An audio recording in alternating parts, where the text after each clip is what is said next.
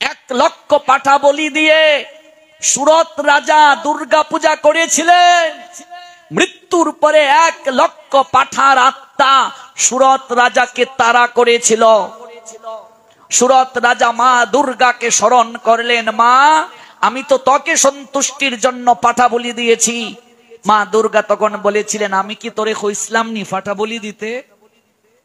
যে সকল কুলাঙ্গারের দল পাঠা নিয়ে যায় আমি তাদের কাছে বলছি, কোনদিন মা কালী দুর্গা কি তোদেরকে বলেছে পাঠা খাওয়ার কথা?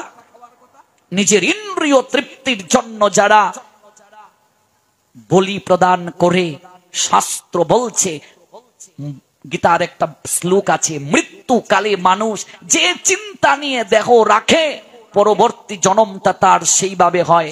পাঠাকে যখন বলি দেওয়া হচ্ছে তার মুখ বাঁধবে কি বাঁধবে না? ঠ্যাং বাঁধবে কি বাঁধবে না? এবার ঠ্যাং বাঁধা হলো, মুখ বাঁধা হলো, একজন রামদা হাতে নিয়ে দাঁড়িয়ে রইল। পাঠাটা মনে মনে কার চিন্তা করতেছে বলো? যে বাঁধছে তার কথা চিন্তা করছে কি করছে না? সে মনে মনে বলছে যে আমার দোষটা কি, আমাকে বাঁধলো কেন?